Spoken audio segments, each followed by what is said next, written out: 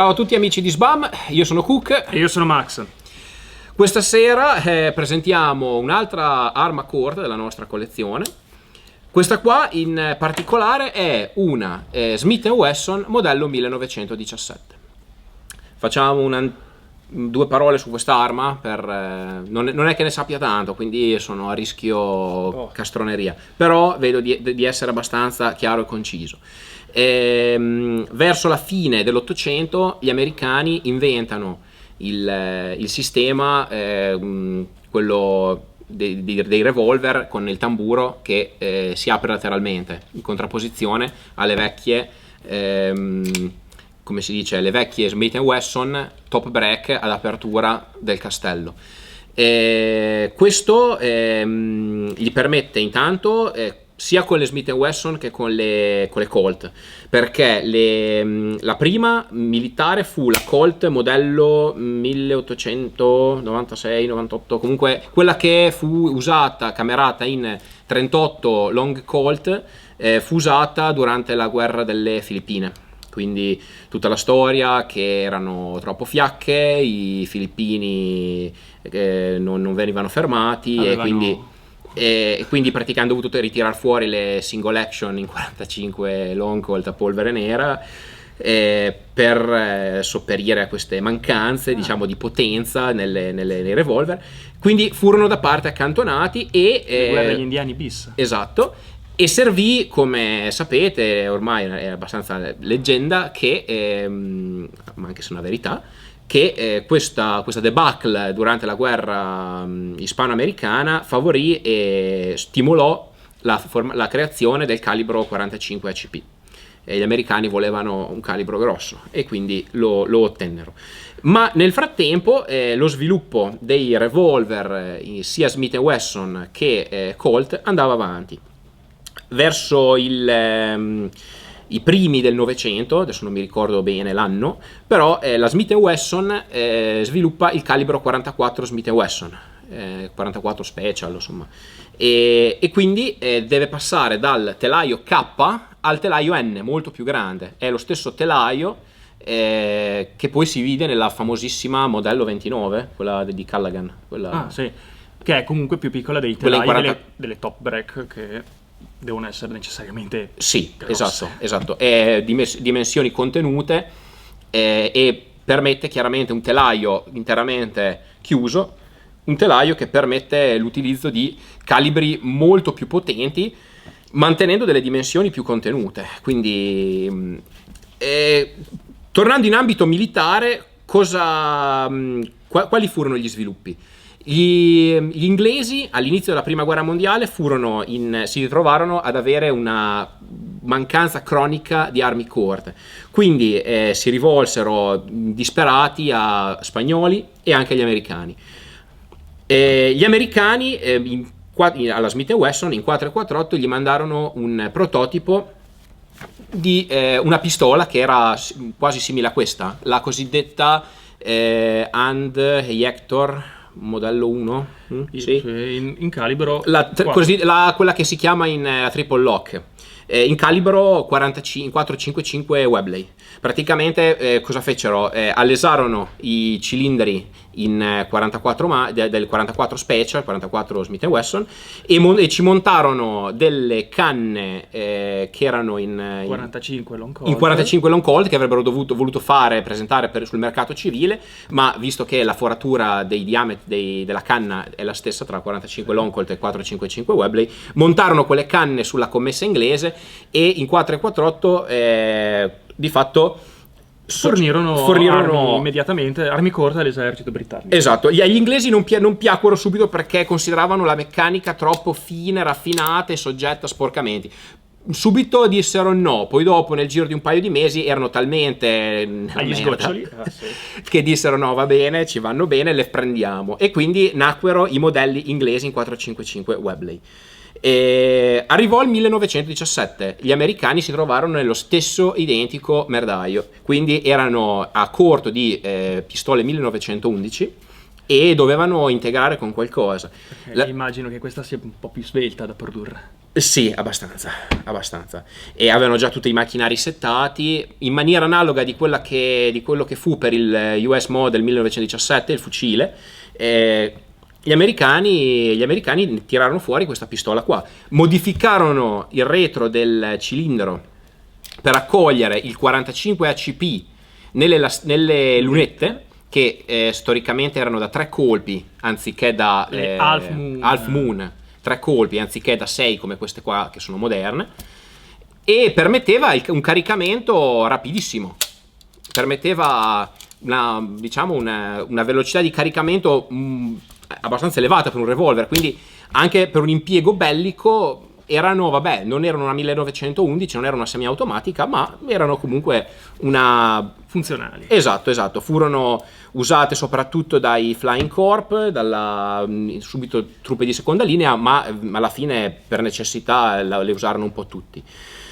E poi si arrivò finalmente a questa qua. Questa qua è un contratto brasiliano, perché negli anni 30, 1937 per l'esattezza, il governo brasiliano ordinò alla Smith & Wesson una fornitura di questi revolver. Di fatto la Smith & Wesson aveva già il modello già pronto, era tutto assemblato.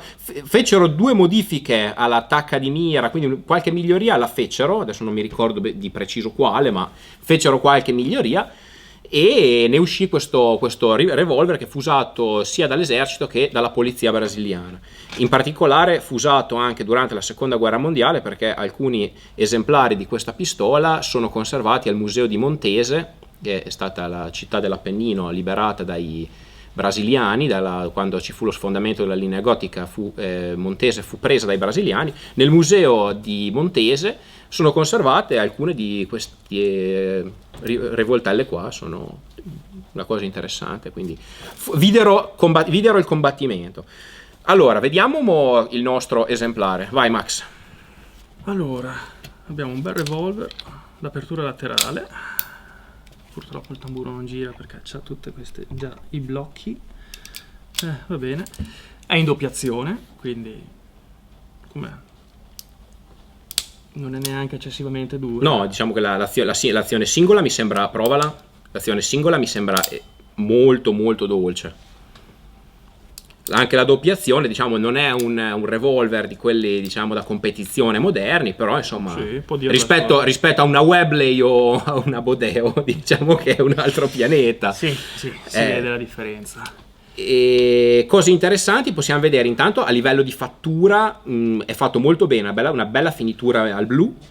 Vediamo magari in video non si vede bene, no, però... ma adesso facciamo vedere degli effetti ravvicinati. Il marchio Smith & Wesson, vediamo che il marchio Smith & Wesson è messo qua, tradizionalmente era qui su questo lato, ma su questo lato i brasiliani vollero il loro marchio, il loro crest nazionale, che è bellissimo tra l'altro, marcato Stati Uniti del Brasile 1937. Esatto, Made in USA, che chiaramente per l'epoca era un bel marchio, di una bella certezza. Qua è quello della Smith & Wesson, c'è esatto. Il trademark della Smith & Wesson. E la prima fornitura brasiliana, che ci furono 2 forniture, questa qua la fornitura del 37, aveva queste belle guancette tutte zigrinate col logo Smith & Wesson. La fornitura post bellica del 46 la mandarono con delle guancette lisce senza nessun marchio, insomma un pochino più anonime, ma questa è molto bella. E poi vediamo un'altra caratteristica che prima non abbiamo detto di questo revolver, che c'era già sul modello americano della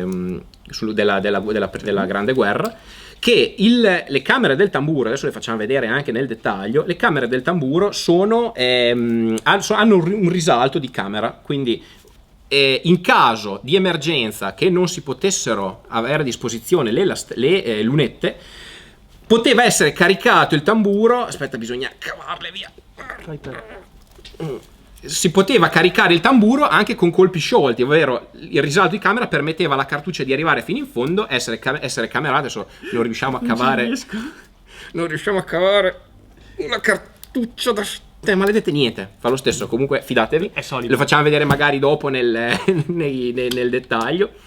Poteva essere caricato anche con cartucce sfuse e funzionare. Poi bisognava cavarle con un bastoncino, con una bacchetta, qualcosa. e questo, diciamo, era una tecnologia comunque È più comodo di uno sì, speedloader. anche perché, giusto una piccola precisazione, quando furono fatti questi revolver nella prima guerra mondiale, anche la Colt fece la loro versione, era leggermente diversa, ma alla fine il telaio era uguale, il funzionamento era uguale, sempre lastrine. Il modello della Colt non aveva quella feature delle camere risaltate. Ah, giusto, diciamo. Aveva il tamburo pieno, non c'aveva gli alleggerimenti. No, il Colt credo che ce l'avesse gli alleggerimenti, non cambiava. Ah, giusto, non abbiamo detto, stiamo maneggiando queste cartucce, ma queste sono cartucce assolutamente inerti, caricate solo con bossolo e palla, non c'è, vedete che l'innesco non c'è polvere, quindi sono completamente sicure, ecco, non ci siamo dimenticati di dirlo prima, niente panico. Cosa possiamo dire? Come parere personale è il mio, questo qua, io l'ho comprato l'anno scorso, li si trovano in Italia sui 4, la versione brasiliana si trova in Italia sui 4,50, 5,50 euro, Sì. contrariamente alla versione americana che arrivano a valere anche 1.800 euro, la versione americana originale US Property della prima guerra mondiale. Però arma vecchia si possono sparare le cartucce commerciali senza problemi. Sì, io le ricarico queste qua, ma volendo si possono sparare anche le cartucce commerciali, può sparare le regge senza problemi, è un'arma molto robusta, del resto è lo stesso telaio che spara il 44 Magnum nella versione modello 29, quindi direi che è perfettamente un'arma usabile oggi.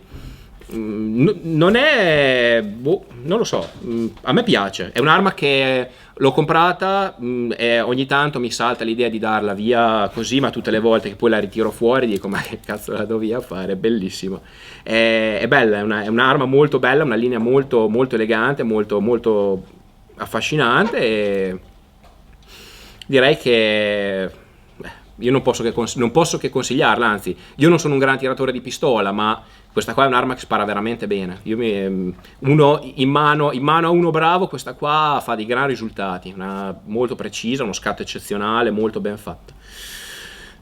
Direi che abbiamo detto tutto, ragazzi. Io sto morendo di caldo, stiamo registrando una giornata probabilmente più calda di quest'anno, maledizione, arriverà bene l'inverno. E che dire, direi che andiamo a casa a farci una doccia, Max, perché io sto grondando. Ragazzi, amici di SBAM, alla prossima.